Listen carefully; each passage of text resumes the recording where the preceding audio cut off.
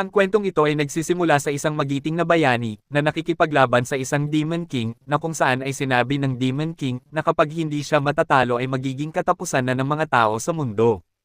Naglabas siya ng malakas na atake laban sa magiting na bayani. Pero kumuha lang ng maliit na bato ang bayani.